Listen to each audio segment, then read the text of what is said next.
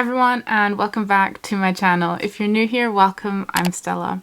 In today's video, I finally wanted to kick off a series that I've had planned for a little while, and that is about digital marketing strategy. For those of you guys who don't know, I actually work in digital marketing. That is my job, and I predominantly actually work in paid advertising, so anything on Google, Facebook, any of that kind of stuff. Do spend a lot of time researching this kind of stuff, and I noticed that, for example, on YouTube there isn't really any content of a realistic growth from zero on Instagram. So a couple months ago I created a new Instagram account, and this is the first time that I'm actually publicly talking about it. The majority of people that I know don't know that I actually did this or started this, basically. So I'm going to screen share everything that I'm talking about also on my actual phone, so that I'll have it showing here at the side so that you guys can follow along everything that I'm doing. So basically the first thing you want to do if you were starting an Instagram account with the intentions of building a brand, turning it into a business, something like that, you should set up a business Instagram account, or in my case, a creator account. There is no difference between business and creator compared to personal. They both give you the same options. The only thing with the business account is that you also have the option of like setting up a store and these kinds of things, which obviously as a creator you don't need them. So personally, I set up a creator account, and the way you can do this is if you go into your settings and then you go down to the account, and here you see the option. So obviously I can't switch right now to a creator account because you can see I've already got it. But basically I could switch back to a personal account or switch to a business account. I'm going to keep the creator one because I'm not selling anything directly to anyone, so there's no point in me having a business one. Basically, the reason that you want to have this is because of insights. You can see them from the top 3 options here at the very right. The second reason as to why you want to set up a creator or a business account is that the Instagram algorithm will promote you differently. If you just have a personal one, they don't really think that your aim is to get reach. If telling them it's personal, it's just for the people who know me, or even just for yourself.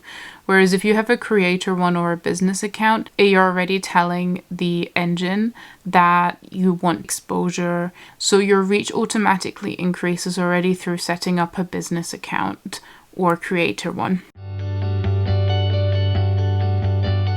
So basically I started with 0 followers, didn't tell anybody about it because I just wanted to see what would happen. The first thing I did was obviously choose my profile pic. Is that what they're so-called? Profile picture. And it's actually the first one that you see here on my grid as well. I think this is probably quite an important one to choose because you don't want to be changing it too often, because people will come to know you by that icon. And especially if you're just starting out, you want them to like build up an association with your brand. I've kind of chosen a picture that I feel like tells people what the account is about. First of all, it's about makeup, it's about kind of being creative, and I think I look friendly in this picture, which is my hope anyway with it. From there on, you can see that I actually posted a few times throughout that period. So that was initially posted on the 6th of September, and then I posted up until the 30th of September was kind of my first spurt of posts. As you can see, they were kind of every 2 days or so. This was basically content that I already had available. I didn't really create any of it new. Couple of the things were new, but most of it was stuff that I just had ready. And to be honest, I wasn't really thinking about how I was posting them. That is why it all looks not all over the place, but not as ordered as I think it could be anyway. So if I go into my insights, I can show from that period first of all. Okay, I can't order them by when they were first released or whatever, but you can see on the screen that at the bottom are pretty much the ones with all the lowest reach. So when I started, I was getting the lowest reach. So one of the first things I tested on my pictures was whether including, for example, the location would give you more reach than not. Like, for example, for this video, you can see that I included no. location, and then for this I did include a location, and it turns out that it does. The main thing I want to talk about is that if you use Facebook's products that they produce for Instagram for anything, they love it.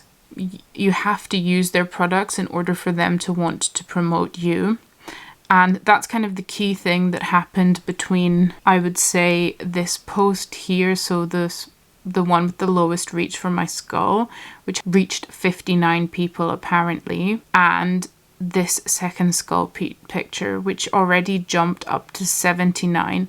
The two were posted, I think, like 12 hours apart from each other, so it shouldn't have made a huge difference.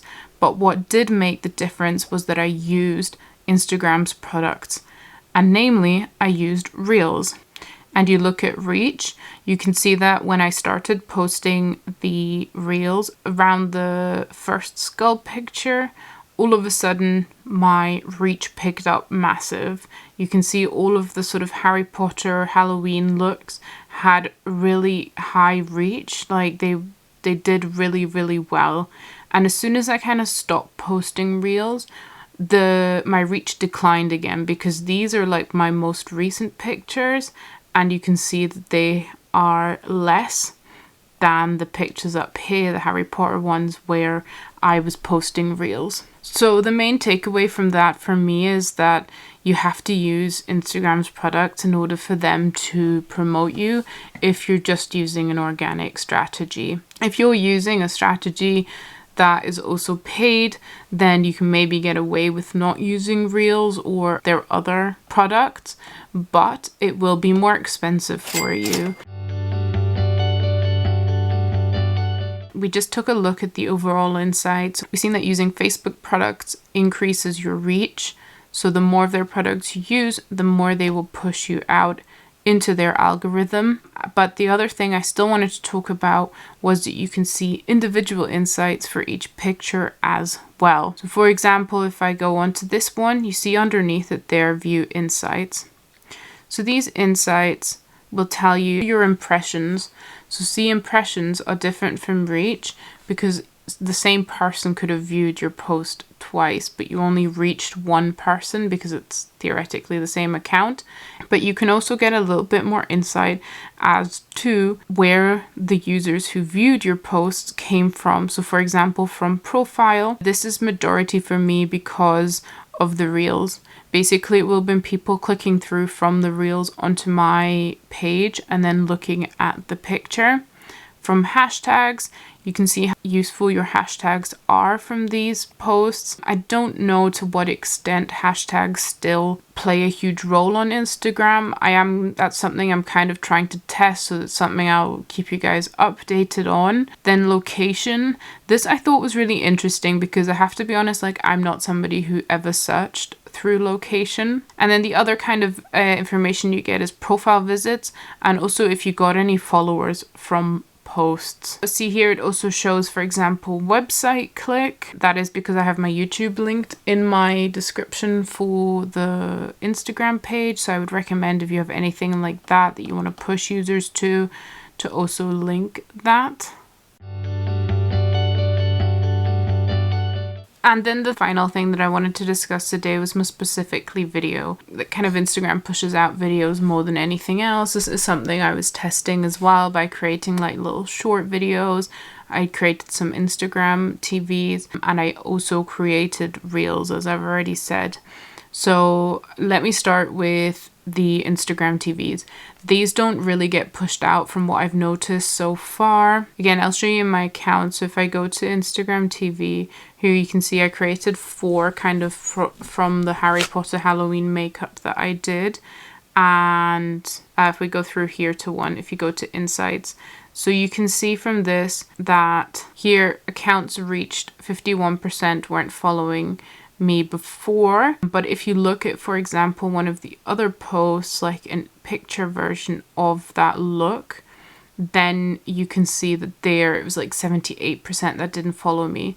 This kind of indicates to me that Instagram TVs are kind of more for the audience you already have. So I definitely think they're important because you also need to focus on the people you've already got and not just getting more. And it's kind of like more of like a brand trust building sort of a activity, I would say, in that you're just like providing content to the users you have, but it's not something that Instagram necessarily pushes out into their algorithm and gets you new users for. Then I obviously also created like a short video of this look. So if I look at insights here, this reached 60 people and 69 were not following me. And this image reached 59.